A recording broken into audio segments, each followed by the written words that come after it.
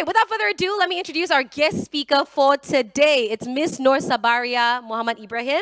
She's a well-accomplished educator with over 2 decades of experience, and she believes that every student has the potential to acquire knowledge.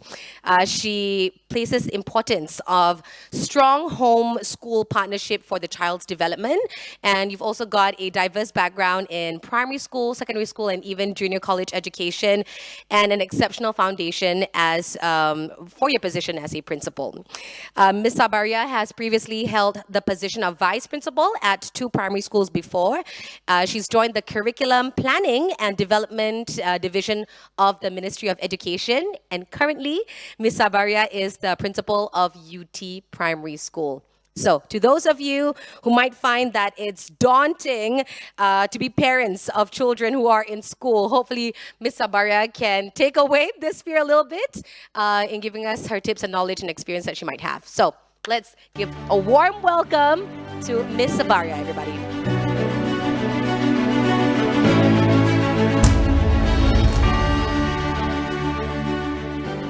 Good morning, everyone. Selamat pagi semua.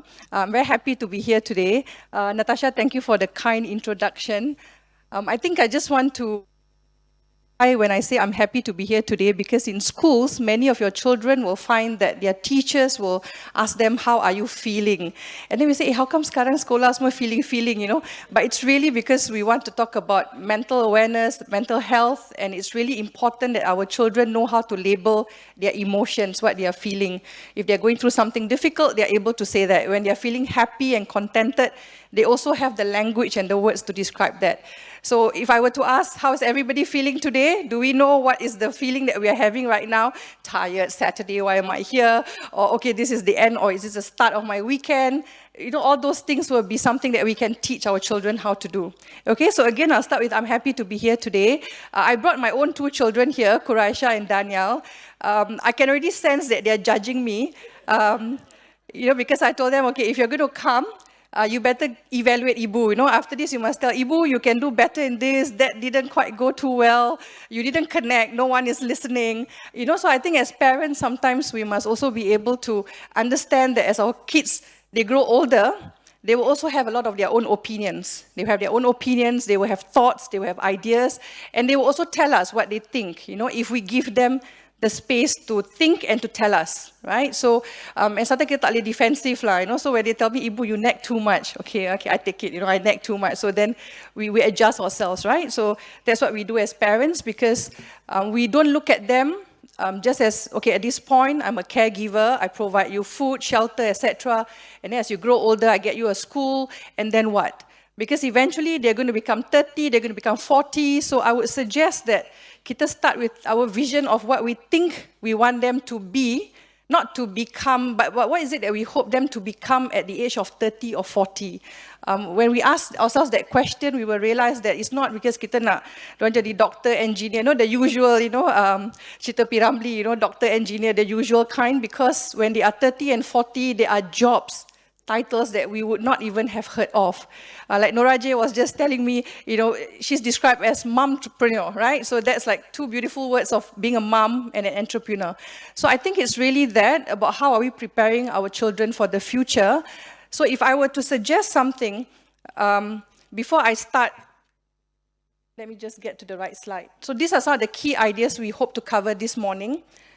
But before we start, I just want to ask ourselves, maybe if we have a vision for what we hope our children will be when they are 30 and 40 and so on, because we see ourselves as parents, we will continue to guide them. We will never become irrelevant if we stay relevant. So if my child is 6, they will need different things from me as compared to if my child is 19, 20, 21, 25. So can I continue to stay relevant as my child is growing and evolving? Will my children continue to find me cool? Oh, okay, let's talk to Ibu, to Ayah, because they are still cool. No, they still know what's going on in the world. So will they continue to find us relevant as they grow older? So if I may suggest, as Muslims, I think we are committed to the larger idea, the worldview of, how should I say this? I think as a Muslim worldview, we are committed to lifelong learning. If we are committed to the idea of lifelong learning, and that is something that as Muslims we do, then we ask ourselves, then where is the formal education? Where does that come in? Because from the MOE's point of view, sebagai formal education, kita cuma ada certain pathways kan, and it's multiple. Sekarang we have a lot of pathways now, really, really many pathways. But that is just the formal education. At some point, our children will exit the formal education. They will then go on to do their NS and then go on to the workplace and so on. Then they will have continuing education, but while they are in formal schooling, that is from, I guess, from kindergarten all the way up to A-levels, poly, ITE, there is no one path that is better than the other. There isn't. And there are many ways now that the pathways are joined and they can move in and out. But if we go back to the basic idea that as a Muslim worldview that we are committed to lifelong learning, so when they exit the formal pathway, what is it that we hope our children will have? Because the knowledge that they pick up in school will sometimes become, the content is not needed anymore. It has become irrelevant. So the key part that we want them to have is the character. And that character is the thinking character. So kalau kita nak mulakan budaya, the thinking culture at home and in school, it starts from there. So how do we develop that at home from a very young age? Or when they are a teenager, it's never too late to start. But how do we have that thinking culture? And that starts from home. So I'm just going to suggest this framework because I was inspired by this, I think this scholar, Ron Richard, when I think my children were a lot younger. Ron Richard speaks about the thinking culture in a classroom, in a school, but I have since learned how to adapt that to, okay, what will that look like in my home? What would that look like in my interactions with my children? And therefore, my interaction with my students in school, because I will ask them the same questions as well. So I think this is something that I'm just going to pick up a few ideas from here. I think, for instance, if we have routines at home. For instance, our children know that this is a non-negotiable. At a certain time of the day, we will all gather as a family. No matter how busy we get, no matter how crazy the schedule is during the day, you know, lepas maghrib, time dinner, we were all going to sit together and we're going to eat together. That's a given. Kalau they are really, really busy, then we say, okay, maybe 3 times a week. It doesn't matter. You can have your own routines, your own family tradition. But there is that routine that they know that they will come together.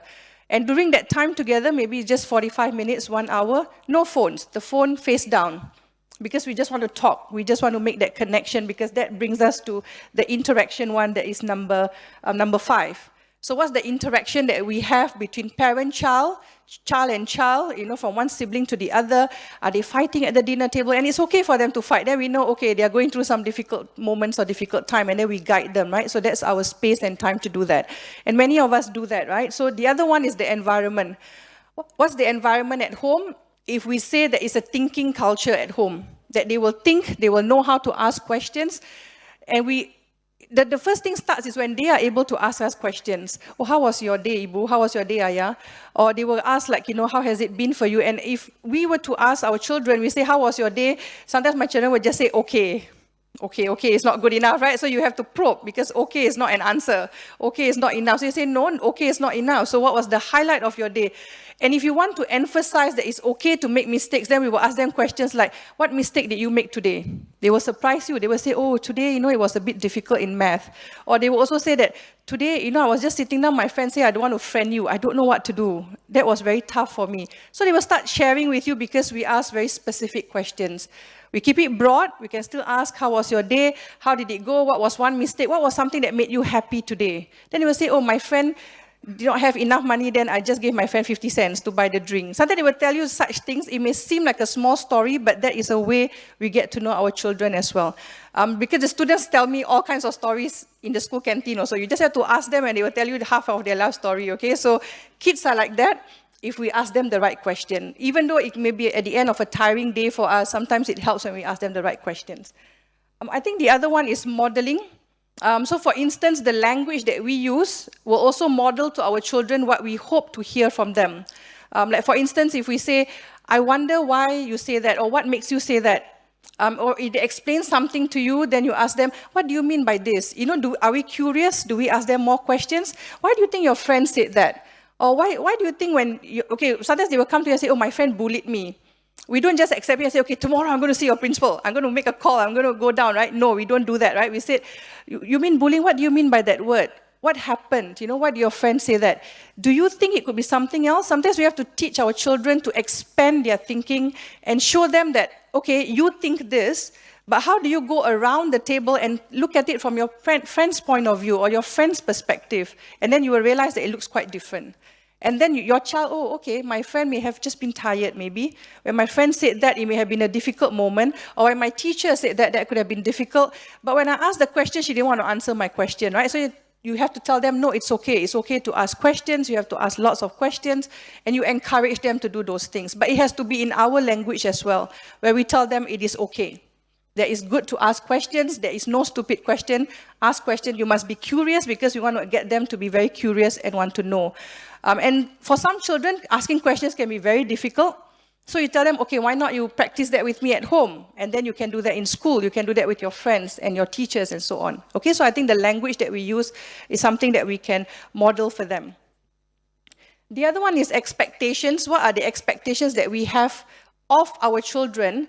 It's very easy for us to say, I want you to do this, I want you to do that, I want you to become this and that. Sometimes we transfer maybe our own dreams or maybe things that we thought we wanted to do but didn't have time to do, and then we say, okay, maybe my children can do this.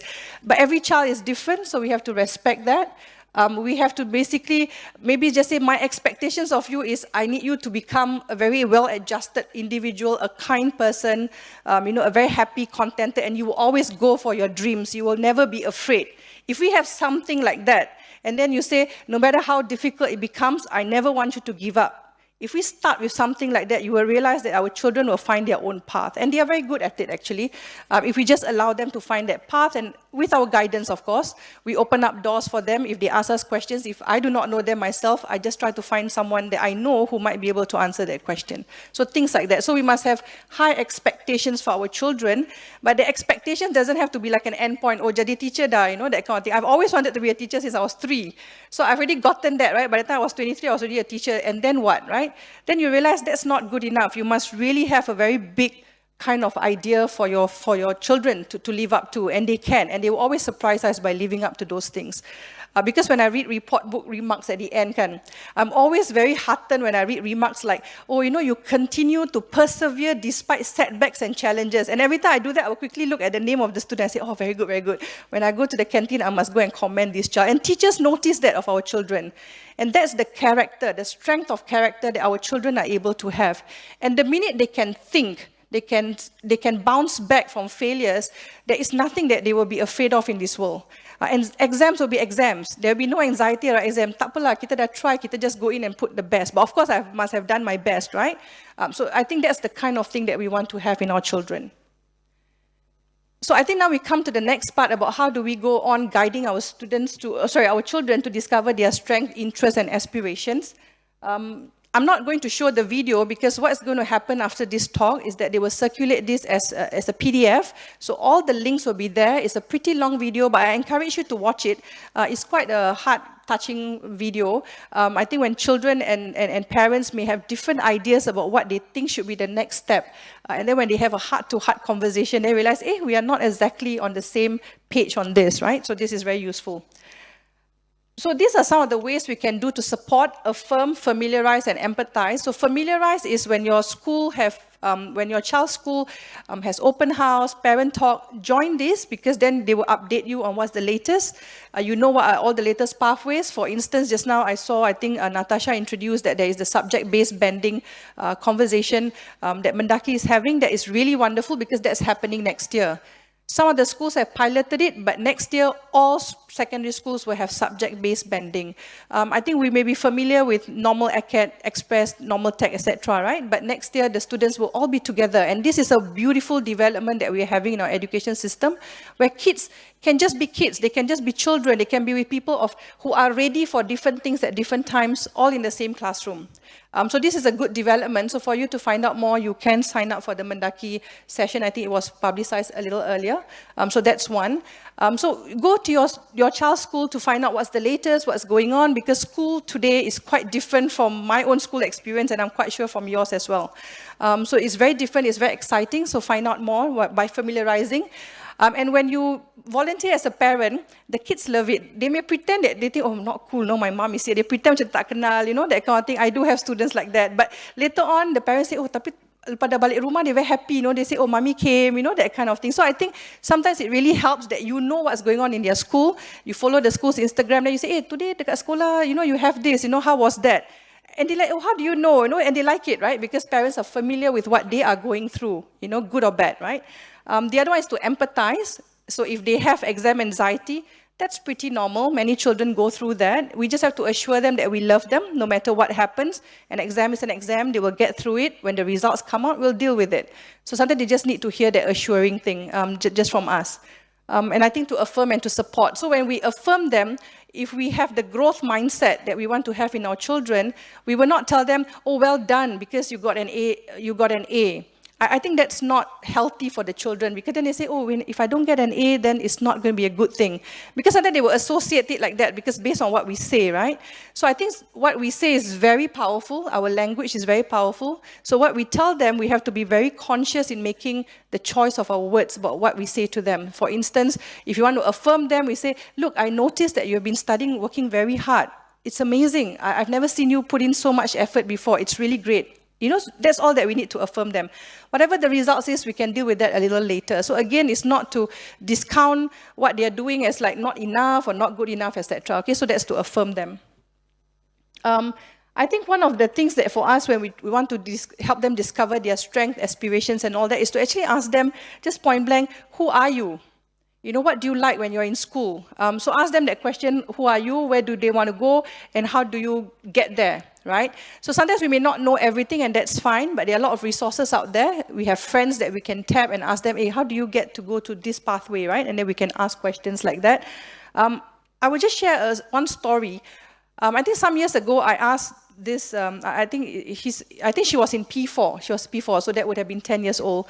Quite amazing. I didn't want to ask them, what do you want to be? Because I thought that question, because we are in an economy now where things are changing so fast, what you want to be, what you started out, you may not be like that till the very end, right? You may change careers, etc. So I asked them, what problem do you like to solve? The girl thought about it and she said, I want to solve the problem of bad hairstyles. Then I told her, I said, I'm glad that you cannot see my hairstyle. But she said that there's a world problem of bad hairstyles and she wants to solve that. So I said, so how are you going to solve that? Oh, I'm going to be a hairstylist. I said, brilliant. And she's 10. So she sees it as a problem that she wants to solve because she thinks that's not good enough. The world must be beautiful. And then therefore she decides what is it that she wants to be, which means that she's probably not going to just stop at a hairstylist. She's going to go on and do many other things because that's the thing that is bugging her and that's bothering her, right? So recently for Children's Day, we had this in school. We asked them to be Yourself Day, and we asked them, what problem do you want to solve in this world? And they came dressed in whatever that is their fascination, what is in their imagination right now. So they came, wearing dress made out of newspaper because they say the world is terrible, no one is bothered by the world, they want to go into recycling, they want to go into a lot of things. Our children are capable of connecting with the larger issues in the world. So are we doing that in our dinner conversations as well? Are we keeping up with the current affairs and talking to them about some of these things? Because these are the things that they're excited about. Okay, so I think some of the things will be having regular conversations, being open. I think I must share this. My son is here, so I will share this story because I think he is soccer crazy. And of course, as a mother, I said something which maybe I shouldn't have said. And he asked me this question, are you going to be one of those mummies who will be a dream crusher? Okay, that question really okay, yes, I'm not going to be one of those mummies who will be a dream crusher, right? Am I going to crush his dream? He was only 10 when he told me that. Then I realized, okay, I have to take a step back. I think how I speak to my children about my expectations, I think that also matters. I think being present for them in their educational journey, I think one of the things I'm just going to take the part about prioritize self-care. I think these days, the economy is 24/7, 24 hours, 7 days a week. We have many things that we need to do. Not everybody function on the school hours, but, I think as an educator, the hours are pretty long. You start work at 6:30, you end at about 5:30. The children have very long days as well because they start school very early. So what does that mean? I do tell the students and also colleagues that, it's important that we have self-care. I always use the metaphor, when you're on an airplane, the oxygen mask, the announcement is always you put on your oxygen mask first before you put on for others. Simply because we need to breathe, we need to ensure that we are in a good state of mind.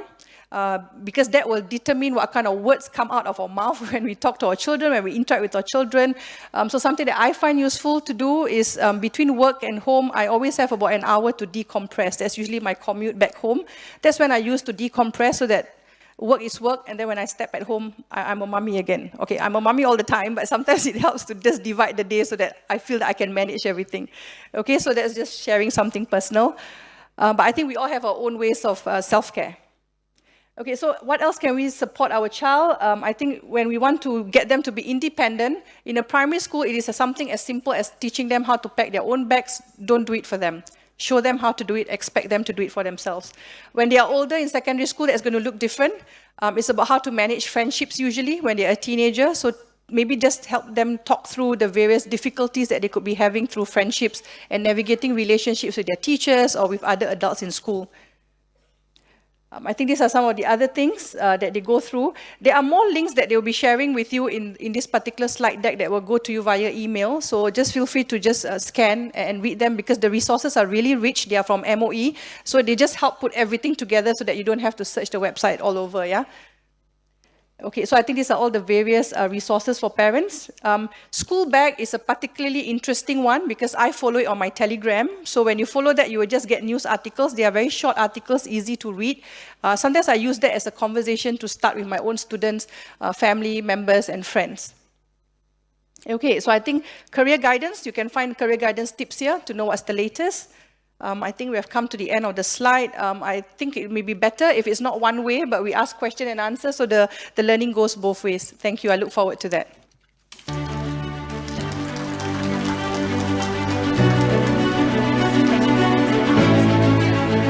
Thank you so much, Ms. Sabariah. We are now going to move on to the panel discussion. It's a lot more exciting.